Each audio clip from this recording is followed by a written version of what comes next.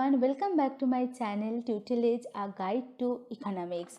Hope you are doing well. Here this is Sriparna. In my previous session we have already explained in detail what is production function, or what are the factors of production, and the most important topic, that is the production possibility curve or the PPC curve. So if you have missed my last session, so please go and check my previous session link, which is in my description box. So today we will discuss another concept of economics, that is the production function and the average product and the marginal product concept and their relationship. So time is too precious to do not waste any time. So let's start the discussion. So move on to the next slide, and learner, let's check what I will explain for today's session.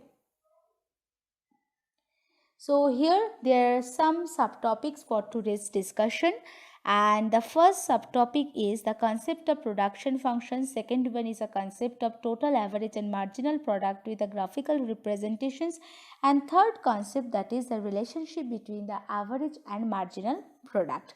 So let's start the discussion. So now move on to the next slide. Here this is the production function. So what do you mean by a production function? Production function indicates the functional relationship between physical inputs or output.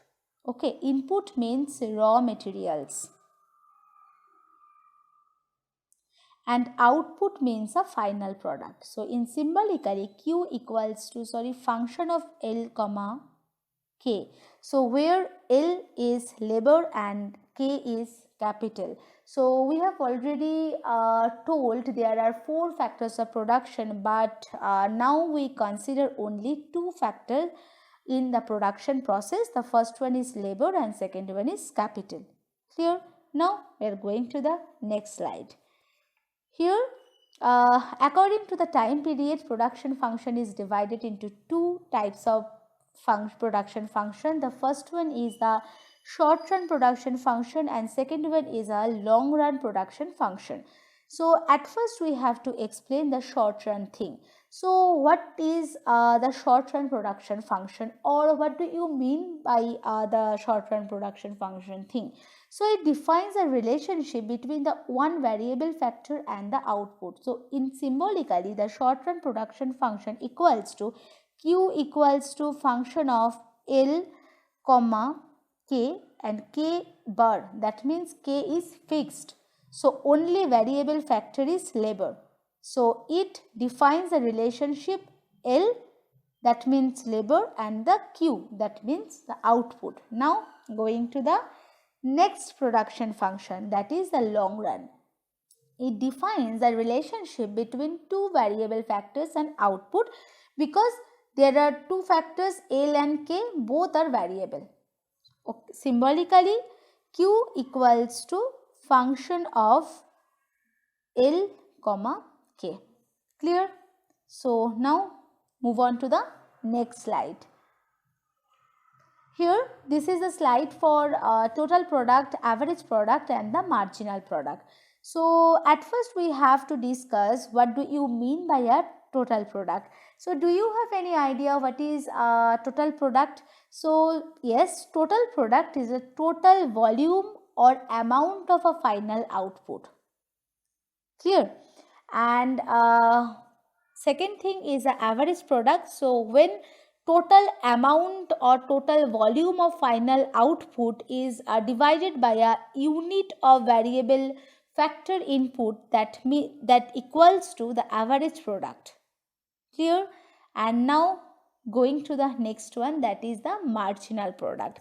So marginal product means the additional output produced as a result of employing an additional unit of variable factor input.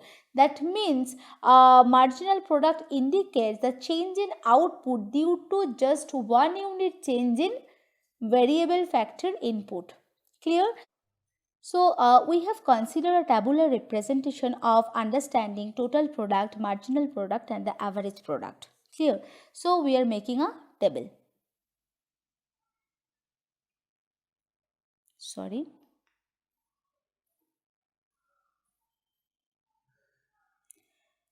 this is unit. Second column indicates the total product, third column is average product, and last column indicates a marginal product. So 1 and 2. Clear? For unit 1, total product is 10. For unit 2, the total product is 16. So what is the average product value? So for unit 1, average product is 10 divided by 1. That means 10 also. And for unit 2, 16 divided by 2. Because the formula of average product is total product, that is 16 divided by unit of variable factor input, that means 2. So that is 8. Clear? So now going to the marginal product concept. So for unit 1, marginal product is 10 because there is no value of total product for unit 0. And now going to the next, that is unit 2. So for unit 2, marginal product is 16 minus 10, that is 6, divided by 1, that means also 6, because marginal formula of marginal product is just a minute. So formula of marginal product is change in output divided by change in input. So change in output means change in total output. So for unit 2, that is 16, and for unit 1, that is 10. So change in 6 divided by change in input, that means for unit 2 minus 1. So that is 6, that is 6 divided by 1, that means 6. Clear? Marginal product is 6 for unit 2. Clear? So now we are going to the next slide. Here this is the graphical representation of the total product, average product, and the marginal product curve. So total product curve, at first total product curve increases at an increasing rate, and at this point it reaches its maximum point, and after this point total product curve decreases at a decreasing rate.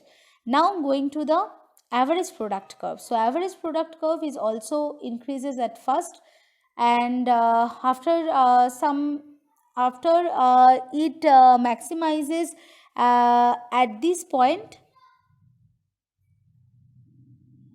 After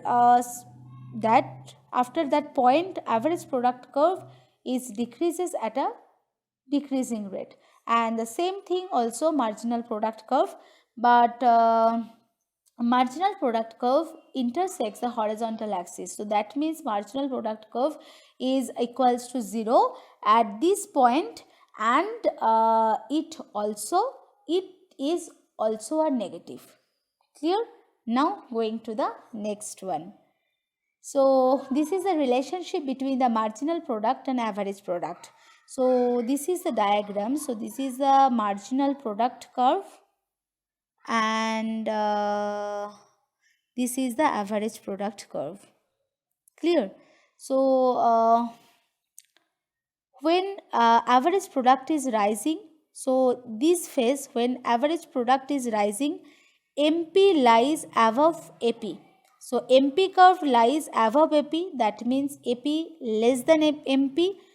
The second one is after the maximizing point. At this point AP equals to MP because both are equals to each other, and after that point AP is declining and MP curve lies below the AP curve, that indicates the AP greater than MP. This is the relationship.